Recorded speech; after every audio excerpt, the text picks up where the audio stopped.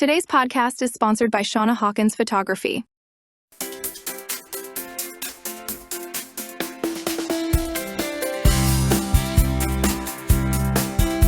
Welcome to the Mental Health Raw and Open podcast with your host, Jody Betty.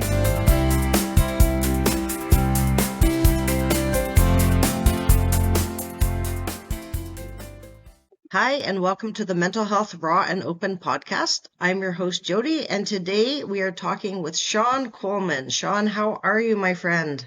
Good afternoon. I'm doing well. It's a beautiful sunny day in the southeast United States, so happy to be with you in the warm. I'm happy to take your warmth. I'm happy to just look at your warmth right now because I see the sun, so that's fantastic. I'm glad you could come on, man. It's been we've developed quite a good friendship over the past few months, and I'm really excited to have this little conversation because we both have that one cool thing in common, PTSD power. I guess there are worse things, but that's what we have. So That's it, exactly. Do you want to share a little bit about yourself? Sure. So my pseudonym is Shawn Coleman. That's what I go by on the X platform where Jody and I have met. And I work in corporate security, and I'm a former law enforcement officer here in the United States, and I have a background in investigations and just critical response and that kind of thing. And because of my deep upbringing and issues in my childhood, and also my choice of career path, I've gotten to the point where PTSD is a serious issue in my own life, and I want to share the things that I've learned and what's worked for me and what hasn't, and see if we can help other people better understand when they're going through similar experiences in their life. Exactly, because so many people are affected in one way or other. It doesn't matter your trauma, the result is the same, like the resulting behaviors, the resulting actions, they are all very, very similar. And I mean, you've had quite an interesting bunch of careers, where I'm sure like trauma was like a huge part of it, like even just being a cop or being, in security for that matter, like that in itself, especially being an officer. Like, and you said there that officers are also firemen too, right?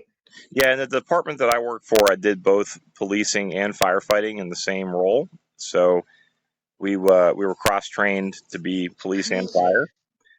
It's an interesting model. It kind of doesn't work, but there are a few departments still in the United States that use that same model. But for me personally, that was actually very attractive. I like the idea of being cross-disciplined and being able to help people on many fronts. And but there's an upside and a downside to it, and part of that is you go into a burning house and put the fire out, and you're exhausted from doing that. It's super high exertion kind of work, and let's just say that your shift starts at 7 p.m. and you get a house fire at 8:30. You still have the rest of a 12-hour shift to go, and you're already exhausted. That kind of thing. So there are downsides to it, but the size of the area that I was working in, we only worked maybe one or two actual rolling house fires a week. Maybe 20, 30 car accidents a week, that kind of stuff. So it wasn't a super high volume. It wasn't super high volume from the firefighting side, but on the police side, it's a very high crime area. When I was a police officer, and the opportunity to encounter the bad guys definitely existed in that department. Right. Yeah. And there must have been so many with fire too. Like, I mean, I think it takes a certain type of person to go into the fire department to be able to train to run into a burning building. Like, that's the one thing I always question myself. Like, I'm not a standby and watch anything happen kind of person, but at the same time, man, I am terrified of fire. It's like my worst fear. And I mean, I'd like to say I could run in and save somebody, but I really don't know. Quite honestly, when I got into it, I did not know how I would react in that real life scenario. And part of the training is the first thing they did at the fire academy when I went. They take everybody, you put on. I know it's daytime, Rooster. I got it. But you go in and you put on your gear, and you get on air, so you have the face mask on and you're wearing a mask, breathing the air, and they put you inside of a building and they set it on fire, and you have to sit in there. And if you get up and walk out, you're out, like you're out of the program. And they keep you in my there. God. Yeah, they keep you in there to literally to the limits of the gear, so you know what it feels like. And then they sound an evac alarm, and then you're allowed to get out. And there's kind of two things that are going on there in that training cycle, because it takes about 20 minutes, or it takes about 20 minutes for the fire to get up to an escalation and burn to the point where it's not safe for us to be in there anymore. And it's like you got to regulate your breathing. But yeah, like, so you're on that air, and you got a all the limited. equipment. It's heavy, and it does protect you though, but it has a limit. So like I was in a house fire one time, and I had a trainee, like basically a guy just got out of the fire academy, and the chief sent us in to search for a victim inside the house. And I wasn't keen on going in because the structure was what we call fully involved, like it's completely burning, and there was smoke floor to ceiling. And the reality is, if anybody was in there, they are not, like, there's no chance of life at that point, So I felt like it was an undue risk for us to go in. And the chief basically said to me, well, there's a huge crowd of people out here watching. I want it to look like we're doing everything we can. So that was not good decision making. And what I did was I said, yes, sir. And I got the rookie and said, let's go. And we went in, and all we had was a set of irons, which is an axe and what's called a Halligan tool. And so we go in the house, we start searching. And essentially what was going on, okay, we didn't know at the time, but the fire had actually burned up into the attic crawl space and was burning around where the entry team had gone in and started actually fighting the fire. And so we're going room to room. And I think we were in like the second room, and it was really hot. So you can still feel the heat through your protective equipment. They call it bunker gear or turnout gear. And the guy, he pulls on my leg, and he's like, it's really hot in here. And keep in mind, you can't see it. It's like the darkest dark you'll ever be in inside that smoke. So when you're crawling on the floor on all fours, and the guy behind you is just holding on your pant leg so that he can keep up with you, and the person searching is like sweeping around, feeling around, trying to find stuff. And he pulls on my leg, and he's like, I think it's really hot in here. And I was like, actually, no, now that you mention it, like in my mind, I was like, yeah, well, actually, it is hot in here. And I stuck my hand up into the smoke shelf, and it burned me instantly through my gloves. So that means, first, second degree burn, blistered my hand in like literally like 2-3 seconds, putting my hand up into the smoke. And it has to be about 18, it has to be like 1800 degrees to do that. Like it's super hot. And I was like, oh no, we're in trouble. We got to get out of here. And we had just passed a window. So I went back over to the window, and I told him, I said, what we're going to have to do is smash the window. And as soon as we do, it's going to flash over in here, and we have 30 seconds to live. So, it's time to get serious. And he's like, okay, I got it. And I called on the radio and asked for somebody from the exterior safety team to come over and be standing by the window. And once they were in place, got up and I smashed the window and knocked all the glass out. I grabbed the new guy and threw him out the window essentially, and then waited till he was clear, and then I rolled out. And it literally, like, I fell out of the window, and it was only maybe like a 3-foot drop, so it wasn't too far to the ground. And I went head first, so I had to like roll over on my back kind of to the side so that the air tank wouldn't hurt me or whatever. So I'm laying on my back looking up when the fire starts shooting out the window. And I was like, no, this is too much. I wasn't too happy that day, though, because I felt like the situation didn't warrant that level of commitment, But, part of life risk. Well, it's risk and reward, and that's always the equation that we have to, in the services where you're, in high risk situations, or if you're in, critical response type work, if you're a firefighter or law enforcement officer or EMT, stuff like that, military personnel, things where you're asked to go do stuff that's hard to do. You really have to weigh your risk and reward. And, sometimes we over risk for what's not a good enough reward for the risk. And then, let's say it works out 10 times, but then every time you do that, you realize it.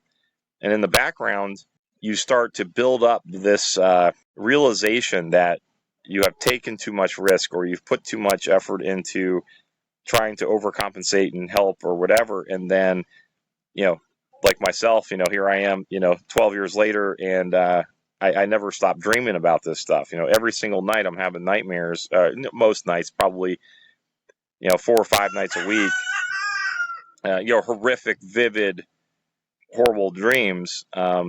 Because when you put yourself in those positions, if you're not getting help in real time, and what really should happen is people that are in those kind of career fields, and if you happen to be listening to this and you're in that kind of career field, go ahead and start doing counseling and therapy now.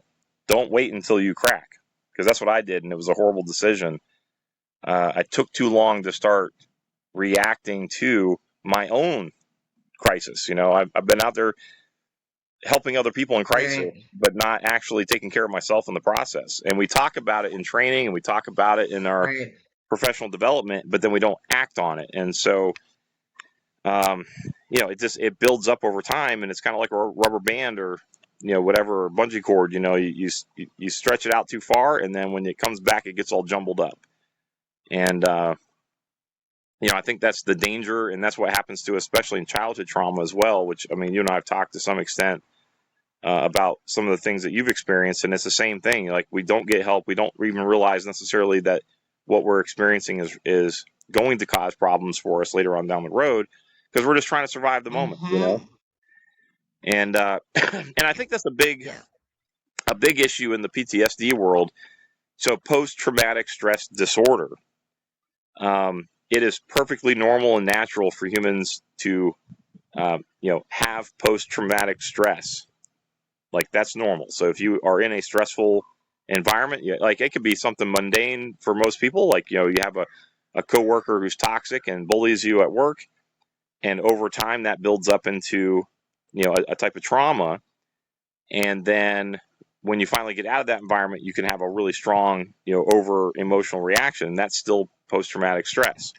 Now, when it gets to the disordered part, that's when it's interfering with your daily life. And I wish personally that I had a better understanding of how that was going to work for me, so I could have sought help sooner and developed, core coping skills and things like that, so I could keep professionally active. Because I'm at the point now where, like, I literally cannot continue my career because I can't sleep at night. When I go into public, I'm paranoid about everything around me. I see danger, whether perceived or real, around every corner. And I'm a fairly intelligent, articulate, and well-educated guy, and that doesn't make it so I don't see things that aren't there. And I don't mean like hallucinations. I mean just the perception of threat in the environment. And it's a disservice for everybody in the world. And I hope, like I said, anybody who's listening to this that might have trauma in your background, if you haven't got to the point where it's interfering with your daily life, go get help now. Don't wait. And so I wanted to, when we talked about doing this interview today, Jody, we talked about PTSD and how it affects your life. But I think one of the things we often don't talk about, and I wanted to, bring up today. Come here, chicken. What are you doing? What are you doing? Yeah, see? Ah! Okay, there you go. Get down. Thank you. But it's free real estate. If there's a shoulder or a leg, and they're going to jump up here. Yeah, I hear. Well, the thing is, their claws are sharp. I mean, like, I know we think of chickens like yard birds, but they can cut you. I had one of them jump on my leg when I was wearing shorts, and just, flayed me almost, But we tend to think of PTSD as being like exclusive to, like, very high stress, shock and awe type career paths, like, military, law enforcement and stuff.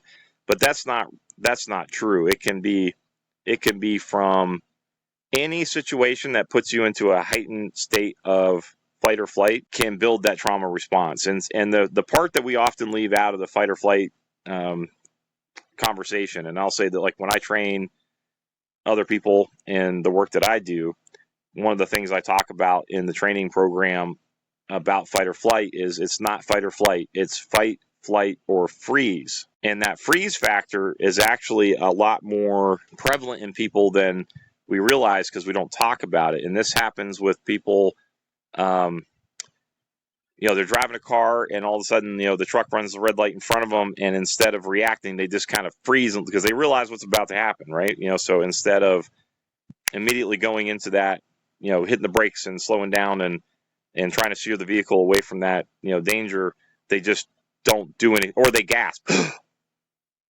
and that's what I'm talking about. So that freeze factor. And when you have those freeze factors and then you type it, I think a lot of people have experienced traumatic situations where they go into that freeze mode, and that happens a lot with sexual assaults. It happens a lot with violent crime.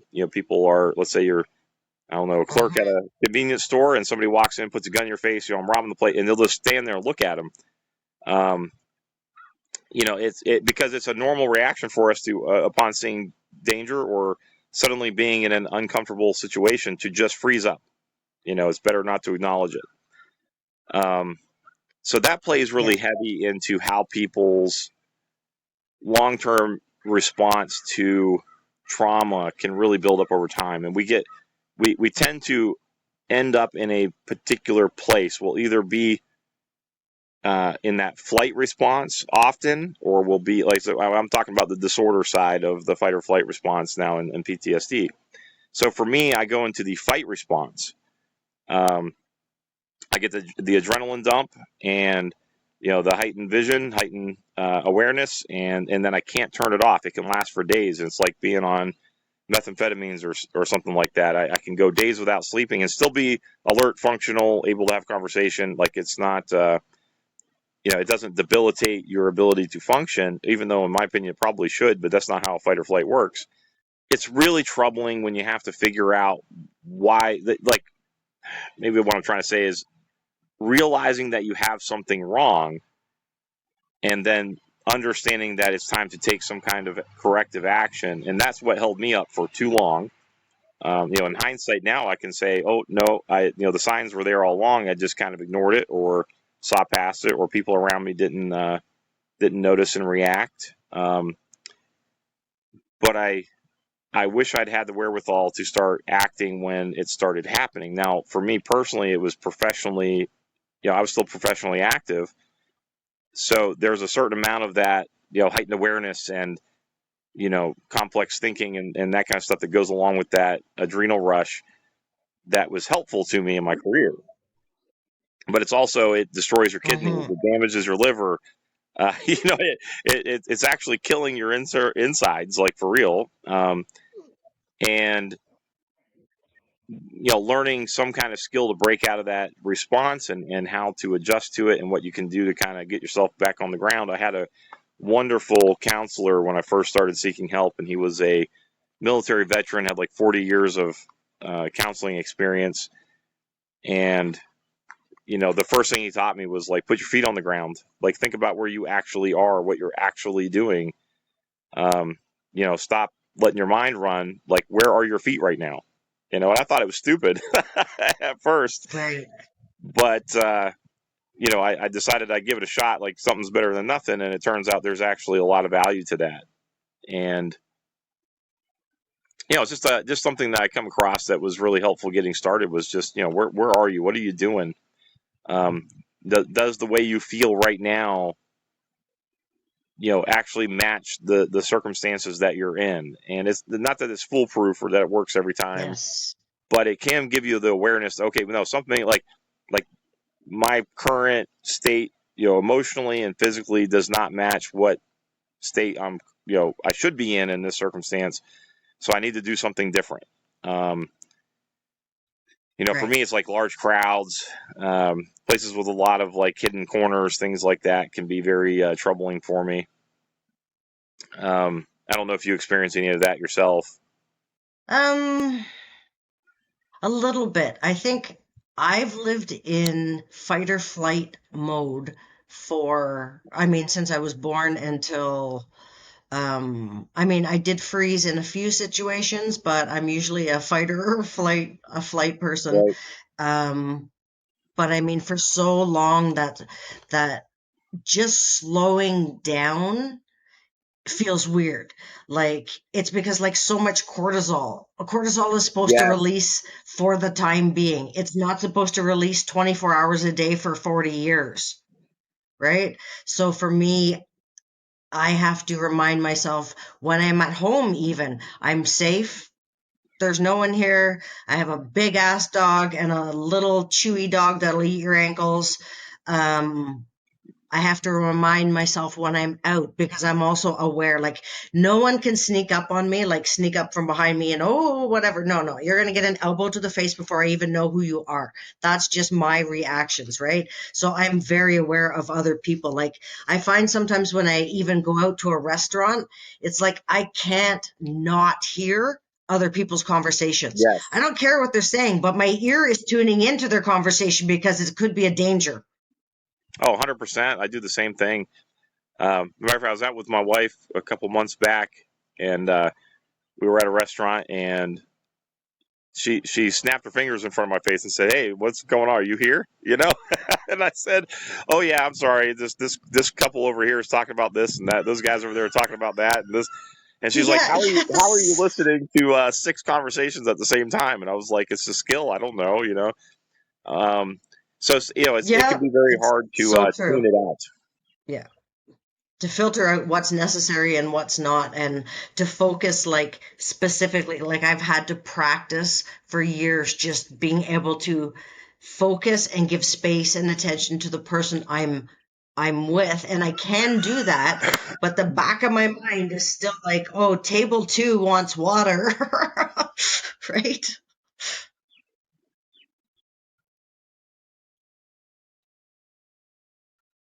We got you back? I think so. Yeah, I don't know what happened there. I lost internet. Okay, good. I live in the No middle of worries, no nowhere. worries. That's what happens when you live out in the country. Exactly.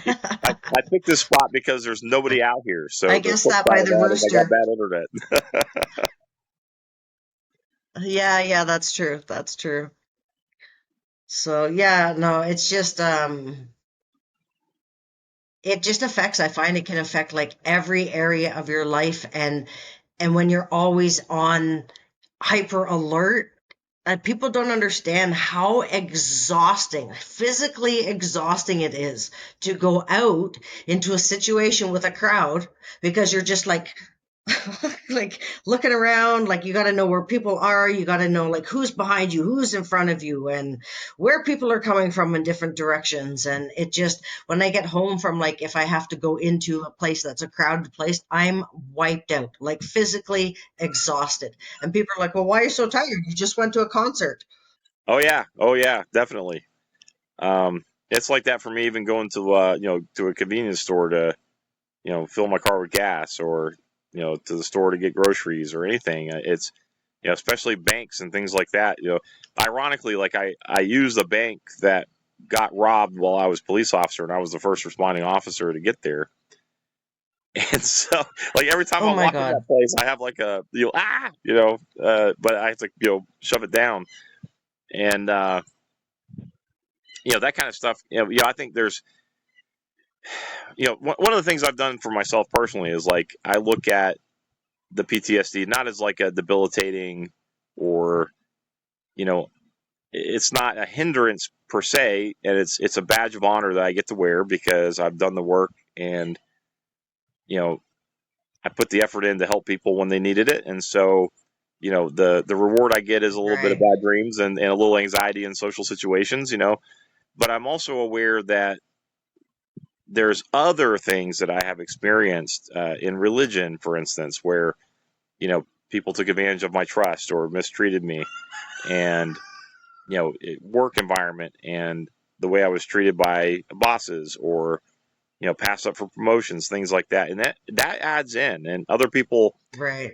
and this is kind of what I was getting to earlier. It's not just a military law enforcement thing. It's a day to day life human thing that we get stressed, and when we're under stress and over time, whether it's a critical all of a sudden incident or just a little stress over time, it can turn into that disorder side of the PTSD spectrum. And I think I'm happy in our society today that we have a lot more awareness and a lot more resources for people to access. But it also, to me, it's not quite there yet. We're not really putting the full Yes. value into what people have experienced and how they've experienced it and what needs to be done to help them cope. And I mean, that's what I experienced. I went through the first counselor that I had. He was retiring, and so I was able to keep seeing him for a long period of time. And I went through probably 10 more since then. And at this point, I've kind of given up on finding like that that therapist that's really going to understand, because they don't exist. There aren't any Yeah, yeah, I feel the therapists with same. experience. And and you'll find therapists from time to time that might have a traumatic experience in their background, or they're just trying to use what's understood and what they learned in school to help you, and that may be effective for some people. So I don't want to discourage people from going and getting help, but what I do want to do is be honest with your therapist, and then make sure that therapist is being honest with you, that they can actually help you with whatever you're dealing with, not just charging you for Yeah. the visit. Yeah, yeah, exactly. Exactly. Um, I was lucky. One of my first therapists was trauma informed already, and I reached out to her saying, like, I'm broke ass, I have no money, but like I'm basically suicidal 24 hours a day, fuck 7 days a week. And she took me in for 5 years. She charged me like next to nothing. And she was probably the only therapist that I ever like formed a bond enough with to Right. like truly open up to everything. And then she ended up closing her practice and moving out of province. And I was devastated. So I waited like a long time. And then I got another therapist, and she literally puts the psycho in psychotherapist. Like, where there's a bunch of us, we found out a whole bunch of information. She was telling people about other people's stories and other people's private information and doing all this illegal shit. And like Oh no. right now still actively trying to get her license taken away because I needed therapy from going to therapy. And I had to pay this basically bitch all this money to traumatize me, right? I was just like, what just happened? Like, I don't understand. Well, Why do I and have I more think trauma now than I went in? the problem, and just from what you're describing, and I actually encountered that. Well, not the same exact scenario, but it's a situation where I was looking for a new counselor because I needed one, and I had moved locations. And the first person I went to see, I just walked into like the local therapy center and said I need to see somebody, and the person that was available was like a 26-year-old girl that just got out of college. And I was like, and the first thing I asked her was like, do you you know do, do you feel confident that you can help somebody with significant PTSD issues at your at your level of professional expertise? And she was like, oh yeah, I can handle it, no problem. uh, she did not even make it through the first session. She was bawling her eyes out and scared of me. And so I was like, well, I don't think this is going to work out, and it kind of happened with my last therapist too. And the therapist I was seeing, is kind of similar situation. I just literally like decided I need to go back to therapy, and this was about a year ago, and I was having some suicidal thoughts and things, and so I wanted to go sort that out. Which, by the way, if you're listening to this and you've ever had an experience with those suicidal thoughts and the intrusive thoughts, don't be scared of that. Just go talk to somebody about it that knows what they're talking about, because it can be smoothed out pretty easy. Don't internalize it. That's the hard part, though. That's Yes, the absolutely. depression cycle. When we get into that depression cycle and we start having those intrusive thoughts, and for me, the way it manifested was, I would just, I would say, daydream about death. So, shoot, I could just take my gun and put it in my mouth right now. Boom, game's over. And then I would like think through it like in a role play sense in my mind, but that became uncomfortable, and then it got more uncomfortable and more Hmm. uncomfortable, and I was like, no, I need to go talk to somebody, and it's okay to do that. Right. I'm a big, giant, burly man, and I realized I needed to go get some help. It's okay to do that. But with this, lady, I just walked in. I said, look, I'm having suicidal thoughts. I'm not feeling like I'm going to do it, but I don't want to get to the crisis point. Can you, is there anybody I can talk to? Just kind of feel it out, And this lady was like, well, yeah, I'll talk to you. And she specialized in pretty much the opposite of everything that I've ever done in my life. And Oh my God. I spent like a good 7-8 months seeing her weekly, and it was kind of interesting because I had a psych appointment just yesterday, actually, just kind of a follow up, see how things are going. And when I was talking to the psychiatrist, she was like, well, I really wish it would have worked out better with your therapist, And I said, no, it was wonderful because it took 7 months for somebody who generally would not work with men, focus primarily on, I would say like, more like the woke world that we live in today. LGBT kind of stuff is what she was primarily, a therapist for. And, she definitely did not like men, and I'm a man. So, but I stayed with her and she did help me. And I told the psychiatrist, I said, I needed to be validated by somebody who would normally not even pay attention to me.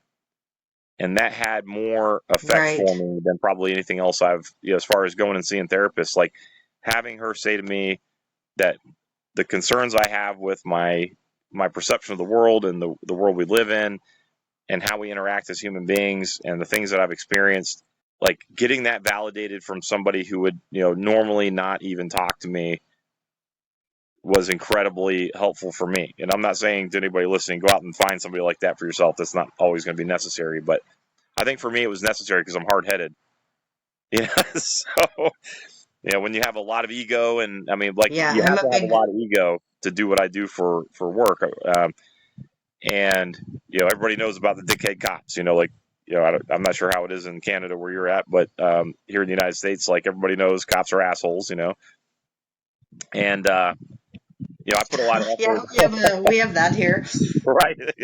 But part of that is just it's something you have to develop to be able to be in those situations where you don't have a lot of control coming in, and Yes. then find a way to control it very quickly. And that's why you develop those habits. Um, but anyway, it was very beneficial for me to go through that process with somebody who would normally not even smile at you at the drive-through or passing in the store or say hello even. Right. And I think it was helpful for her too because I remember I did scare her at one point, like I was telling her a story, some trauma in my background, um, and I not just telling a story the way I tell my kids or something, but telling her how I was feeling in the moment, Right. and it scared the crap out of her. And that was the last time I actually met with her because I even said, because I saw it flash across her face, and I was like, oh no, oh no, I scared you. She's like, oh no, it's fine. And I was like, oh no, Oh it's no, I not just fine. traumatized my therapist. Right. I was like, that, but there's an element to that where, and this is something that, between the sexes and how our brains work and how we process feelings and emotions and, especially anger, um, she just was not ready for me to tell her how I really felt about the world we live in. And, Right. not that I'm out of, not in control of that feeling, but it's just, at some point, like I've endured so much, I really do not always feel the butterflies and sunshine when I'm walking down the street, even on a nice day. Mm-hmm. And Mm-hmm. so, and I don't think that's, it's not an internalized issue. It's because of the work I've done and the people I've encountered and the problems I've had to solve for people. It piles up and you start to resent the people that you're around, and you've seen the worst humanity has to offer at the worst times. Um, you can only sit across the table from so many pedophiles before you start thinking, screw the justice system, I'm just going to go take care of the problem. I think that's a perfectly normal, natural Dude, reaction I to have. Right. So, I swear to God, I would be the same thing. Their head would be whaled off the doors and we'd be going for a drive to the marsh. Done.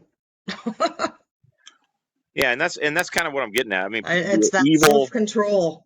evil exists in the world, and I was happy to stand as the bulwark against that evil. And if people, for the audience, people listening to this on down the road, if you're in a situation at work where you're the bulwark against the bully in the office, or if your boss is not respectful to you, or respectful to your personal needs and that kind of thing, like, it's the same resentment. um, the resentment that I personally Yes. have is based on my work, and the way I was treated by the administration, and the way I was treated by people on the street, and the things that I saw people do to other people. I mean, you cannot forget that stuff.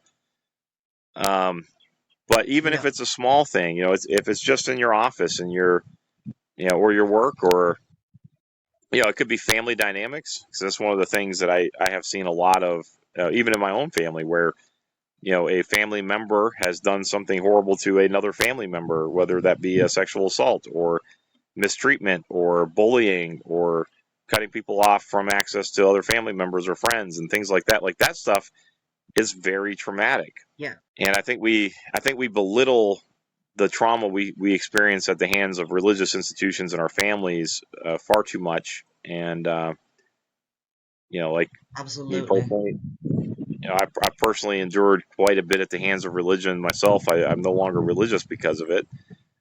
And I know people in their families, like, have had horrible things happen to them. That's not any different than the things that I've experienced out in the world professionally. It's the same type of trauma. It's the same type of trauma response. It's the same type of background emotion and how it affects us in our daily lives. Don't discount your experience. Yes, absolutely. And don't minimize your experience. A trauma is a trauma, even if someone else doesn't think it's a trauma, it's your trauma. It's your trauma. And there's Right. no, minimizing it and making it sound less. Well, I'm mostly referring to how we internalize, how we value ourselves, and when we look at what our experiences of, and the way we do it. I don't know. Maybe this isn't true for everybody, but it's true for me. Like, I go, well, I've had so many people I've worked with, and people I've been around in the same profession, and they don't have the same problem. Well, the answer is they do. They just try to hide it. You know, Exactly. you don't have to hide it. You can go deal with it, and you can find out ways to make your life better. And I think that's more important than pretending that everything is good when it's not. Absolutely. It's like the Instagram life, right? Right. Everyone posting their best pictures on Instagram, like their life is perfect and they're always on vacation and this, that, and the other thing. I'm like, man, you're just wearing a mask that you refuse to take off and deal with your shit because everybody's got shit. Exactly. Well, and I look at those, like, Instagram people, and I'm like, I've traveled before. It's not that fun. You know, um, it's a lot of work. It's a lot of work for a picture. Um, you Yeah, know, right? I mean, I enjoy traveling from time to time, but I would much rather go out in the woods with my kids and build a fire and cook over the fire than go on a tropical vacation or something. Um, but that's just me. And Right. Yeah. You're like 6'8" or something. I don't think the tropics is good for you. I'm only 6'4", so my head won't be quite Oh, in the clouds I like they're added some right inches above. for you. Yeah, it's crazy. And I think next year or when they come out with the new diagnostic statistic manual will be version 6 and they're gonna add compound PTSD to it, which is basically PTSD, but people who have had years of PTSD put together and then it's a compounded thing instead of just like sometimes people will think, "Oh, I had a car accident and I have PTSD from that accident." Whereas people like you and me, we've had, you know, I'm going to use car accident as a reference, but hundreds of car accidents in our lives, right? And it all compounds together. Oh, I was driving home from work about 8 months ago, 9 months ago, and came across a head-on collision, and both people were severely injured. And I think back to that when I helped them out and helped the first responders when they got there and that kind of thing. But I often think about those people and wonder, like, how did this affect their lives? Like, how did this change their interpersonal dynamics and their own version of self and all that? Like the one lady in that car accident, like, cracked her skull. She survived, but she, that's the type of brain damage, broken bones and things like that take a long time to heal. Like, how upsetting is that to your life? And that's a serious trauma.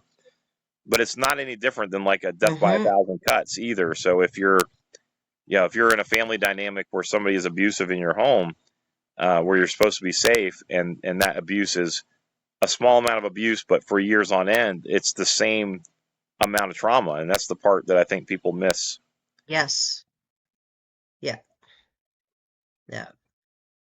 I needed a big guy like you when I was adopted, right? So on my Christmas list every year when I was a kid, the first thing I would write is an older brother because I already knew I was adopted. So I was like, well, why can't they just get me an older brother? Then they get me an older brother and then he can help me fight off my father. Never got one, but still wrote it down for about 7 years. Just have that. I wanted protection and I wanted some help, and I thought, well, what the hell not? Why can't you just do it? And my mom's like, oh, well, this, that, and the other thing. And I'm just like, no, like, it doesn't make sense to me in my little 4-year-old head why this can't happen, right? Right. But I got the rest of the shit on the list, toys. Well, that's the world we live in. We like the, well, and we're human beings, and human beings want peace, whatever is attainable in the moment. That's what we actually seek. And so we tend to minimize how our environment really impacts us. And then we get used to it, and that becomes our normal. And then we don't even realize what we're missing out on. And that's kind of a survival instinct that we have as human beings, that, we can endure incredible traumas. We can endure incredible abuse. And it makes us where we can survive when we otherwise wouldn't. The downside is there's a cost. And we should not ignore what it costs to survive, abuse and trauma. Yeah. Yeah.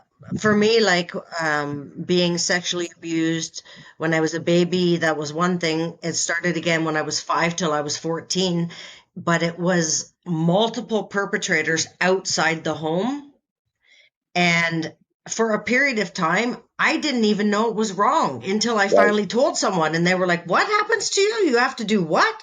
And I was like, well, what do you mean? Like, you don't have to do that? And they're like, no, that's wrong. And someone pointed it out to me when I was like 12.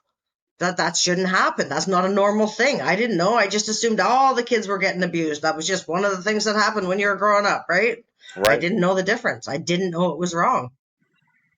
Well, that's exactly what I'm talking about. We can allow the abnormal to become normal, and when that happens, we create a prison. That we put ourselves in a prison, and we have all kinds of cool psychological analytic tools and words to describe that. We'll call it Stockholm syndrome, and but that doesn't really encapsulate what's going on in your mind and how you perceive the world. So if you're out there and you're listening to this, and you have an unusual normal, identify that and go get some help. Don't just wait. Yeah. And don't accept be proactive and stand up for. Yes, exactly. And you have to be such a self-advocate, really, to receive the right type of care. You have to stand up for yourself and find what you need, because, no therapist is going to be perfect for everybody, but you will find someone that is better for you. Yeah, 100%. And also, it's okay to jump around a little bit on therapy too. I've done that quite a bit, and I've learned something new and different from everybody I've talked to, whether they were a good therapist or not. So I might not have found that like personal connection or that feeling, and I'm going to call it a feeling of comfort, or you described it earlier as comfort, but or like, we want to have a relationship with people that we share the darkest parts and the scariest parts of our experience in life with. And that's not always practical, but that doesn't mean the person sitting across from you doesn't know what to help you with. And that is Exactly. personally what I've encountered. And part of that is, like I said before, I am bullheaded and I've got a lot of ego. And so if I encounter a therapist that doesn't have either the coping mechanism to deal with that or a similar personality, we're not going to get along. But I do have active listening skills, and I would encourage everybody, if you go see a therapist, even if they're not what you think you need, at least listen. Even if it's one session, you might walk away and learn something, and you might not realize they taught you anything for 5 more years. That's what happened to me. But hey, you know what? It still mattered to listen and internalize it, and then later on down the road, it's helping me, do better. Right, right, absolutely. And I think, like as with all healing journeys, it's just about finding what works for you. Like there's hundreds of coping skills out there. You just gotta like try one. If it doesn't work, chuck it in the fucking garbage. If you try another one, it doesn't work, just keep going until you find what works for you as a person, as an individual. Yeah, and, personally, I struggle a lot with the drive to do the things that will actually make it better. And because I've learned some great coping skills along Right. the way, even the simple stuff. And then I catch myself often not doing it because I still have, I spent years in that bad place, in that high cortisol, fight or flight mindset every waking moment Yeah. of my life. It's just a slow drip, it's a slow poison. And then we get so used to being poisoned by our own mind that we don't even want to change, because change is scary. Even change for the better is scary. And, I'm not going to sit here and say like somehow I magically have figured it out. I haven't. That's why I'm having this conversation with you, because we've grown to know each other a little bit over the last few months when we bumped into each other once. And then, we're all on it's like a journey, and I know it's cliche, but you got to take the first step, and then you got to take the next one and the next one and the next one. And sometimes you catch yourself Yeah. just standing there Yep. looking at the road going, I don't want to take any more steps. And then for me, I go, well, why not? Yes. Yes. That's where I want to go. Like, why am I standing here or why am I walking back? Yeah. I don't want to go back. And there's a real struggle there. And I struggle with that myself, and I know other people do too, but that's not a reason not to get started. Yeah, absolutely. I struggle with that too. Like I have a really big, because I've been, over therapied, so to speak, I have a really big, oh, hi, Mr. Chicken. Yeah. They have, or Mrs. They're looking, Chicken. they're looking They for have, food. aw, so They cute. say, Um, where's the food, man? I have I gave you food. I put food in your feeding oh plates, my and God, you they're all guys didn't eat coming. it. Yeah, You're gonna get pecked to death. it happened. Run! That's one of the things I've actually found a lot of healing That's in is, crazy. whatever. I've got a. Of course, I was a big, giant, burly man. Instead of getting a dog, I had a stray cat that I adopted, and so I got an emotional support kitty who's sunning herself on the hood of the car instead of harassing me right now, which is kind of unusual. Normally, she'll come jump in my lap if I'm sitting out here, but I'm not in my normal sitting space, so because I wanted to be out of the sun, so she might just be like, I don't know what you're doing over there, but I'm not going Right. there. I'm not going anywhere near those crazy chickens. That's pretty much it. Yeah, they don't like her too much. She looks like a tiny tiger, so they'll attack her. And then I've got another cat who's a different color, but the same, like, I don't know what they call it. It's like short hair calico or something, or I don't know. They look like little Yeah. tiger striped cats. They're very common here in the States, but they don't pay him any mind at all. I think it just has to do with the color, because chickens do see color. Okay. But like Oh, I didn't know little that. things like taking care of my animals, and I get up in the morning and I watch the sunrise practically every morning, um, just to get the dopamine, just to get the serotonin release that you get automatically. Every person alive on the planet, if you sit and put your face toward the sun when it rises, it feels good. And it sounds kind of dumb, but it's genuinely healing, especially over time. Like, I look forward to just that 5 minutes where it just feels good to be alive. Right. You can't discount those little tiny things. It gives you the strength to move on day by day. Mm-hmm. Absolutely. I love your sunrise pictures because I'm never up at sunrise, but I got a lot of sunset photos for you. And I feel the same. I'm a big like ground around water on like I don't have to even be in the water. I can be on a boat or near the water or just in nature through the woods with the birds and it just is like it's my moments of peace, right? And I really, really appreciate them, especially in a country that only gives you 6 months to go outside without freezing your ass Oh off. yeah. Yeah, I was like, I didn't even know the sun shined like it does down here in the southeast United States until I moved down here, and I was like, "What's this? Why does it burn?" Yeah, it's, why am I burning? My head's on it's not fire. supposed to be that sunny, you know? Yeah, I Right. hear you. I hear you. Well, it's like, and you're from the same area of the world that I, spent my early years, and it's like, the sun only comes out like, what, 50, 60 days a year, maybe. And it's the opposite here. We only get like 60 cloudy days a year instead of 60 sunny days a year. So, Where's the balance? big difference in, I don't know if there is one. I think you just got to take advantage of the opportunities you get to see it and feel it. Yeah, yeah. Just like we are plants. Essentially, we need sunlight. So Yes. get outside, let the sun shine in your face, even if it's cold, even if it's Yeah. for 5 minutes, it makes a difference. And Hmm. actually, one of the groups that you and I are in together often, Jody, we talk about like the somatic aspects of healing and mental health. And when I stumbled into that group, and I'm pretty sure that's where we met too, if I'm not Yeah. mistaken. So, that is not something I would normally even entertain because it just seems hooby dooby and kind of woo woo to me. And then it, Right. started making sense. And then I've learned a lot from that somatic healing. So if you're out there and you're listening to this and looking for a place to start, I would actually recommend starting with the somatic healing. Learning how your body talks to you and how you can listen and react to it. And I'm not great at it. I'm just learning, but it's made a huge difference for me. I agree. Rooster. He agrees too, man. It's so Right. funny. It's so funny. I love it. When you were in the space last night, it was the same thing. Every time you opened your mouth, your rooster's like, "Wah, wah." Every time, like he hears me talking and he talks back. It's Yeah, basically. I mean, I'll sit out exactly. here for an hour and he won't even make Do a anything. sound. And if I answer the phone, it starts crowing at me. Yeah, I hear But you. that's So just how funny. chickens are. They're not super smart. They're chickens. Yeah, fair enough. Fair enough.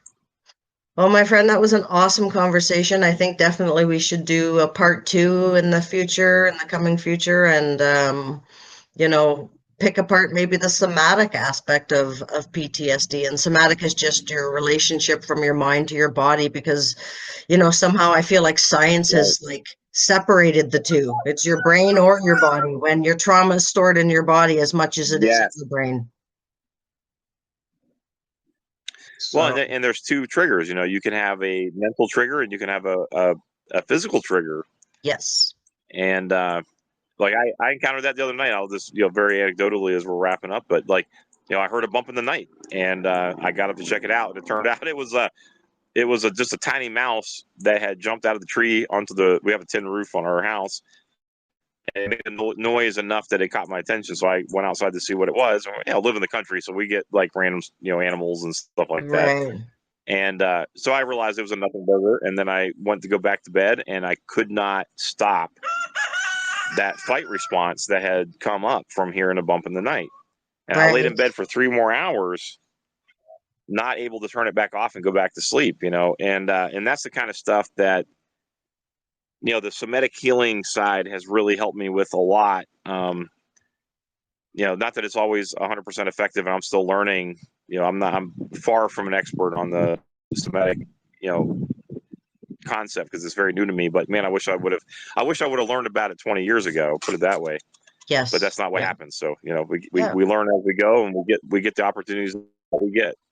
Yeah, absolutely. And I'm grateful for I'm new to it as well. Like I always knew trauma was stored in the body. I've read enough books about it, but I've never had anyone take like almost a verbal approach to it and a methodical approach to it. It was always just me, listening to my body and being self-aware enough to be able to do so. Because I think that's a key too, right? Is just being able to recognize when your body's telling you, you need to slow down, man.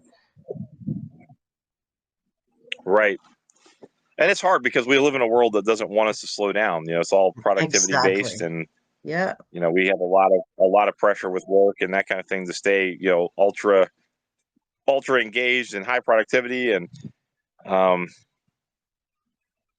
that does not help. It does not help. The worst thing in the world is when you can't fall back asleep at night or can't sleep, and then you still got to go to work the next day. Right. And same thing with trauma. If your trauma is where you're going, that's even worse. And if you're waking up in a trauma environment, that's even worse. And if you're going from waking up in a trauma environment to going to a trauma environment, that's even worse. And we're doing a bad job in society. We're doing a bad job in society of identifying those complexities and then, genuinely providing an environment in our world. Not that everything needs to be perfect all the time. That's not what I'm talking about. But we've lent ourselves to be in a position of being taken advantage of by our governments and our corporations, to the extent that we really need to put effort in as people to say, no, I'm not doing that anymore. Yes, absolutely. Absolutely. With the collectiveness needs to come back. The sense of community needs to come back, like all things that are just so important and so lacking in North America, especially. Oh, 100%. To me, it's like, I hear all these horror stories about the corporations mistreating their employees. And I'm like, well, why is anybody applying there? Yeah. Why is anybody willing to go to work there? And the reality is because we're at the point where we're wage slaves and we have to make money. And so you go wherever you can to find it. Mm-hmm. And, I don't know how to fix that per se, but I know it's a problem. And, that could be a different conversation for a different time, I suppose. But it's just the thought that came to mind. But yeah, Jody, it's been wonderful talking to you tonight. And yeah, you too, man. Thank you so much for your time. It's still afternoon for me. yeah. No, it's what time is it? 5:30. It's 5:30 here, so it's all good. Yeah, okay, we're in the same time zone, so there you go. Yeah. I appreciate you as a person. I appreciate your friendship, and I appreciate your time on this podcast. And I'm looking forward to taping the next one. And I'm sure we will talk on DM or text very, very soon. Sounds great, and I appreciate you as well. I've learned a lot from you, and I'm glad I bumped into you out in the verse. Ditto. I appreciate you, man. It's good. It's good. You're just a good guy. Even though you say you're all ego driven and everything else, you're still a good dude. So don't let your ego get too big now that I said that. My wife won't let that happen. Don't worry. Good for her. Good for her. Love her already. Okay, my friend, you take care. Take care. Yeah, chat soon. Bye. Thank you for listening to the Mental Health Raw and Open podcast with your host, Jody Betty. Our sponsor for this episode is Shawn Hawkins Photography. With a variety of prints and keepsakes to suit any decor, you're guaranteed to find the perfect piece for your space. Visit shawnahawkins.smugmug.com and make your neighbors jealous today. If you enjoyed today's show, please give it a like and don't forget to smash that subscribe button. And if you appreciate the work I do, why not buy me a coffee? Details in the show notes. Today's episode was recorded and edited by Dorian Kent and produced by Jody Betty and Dorian Kent. This has been a Raw and Open production.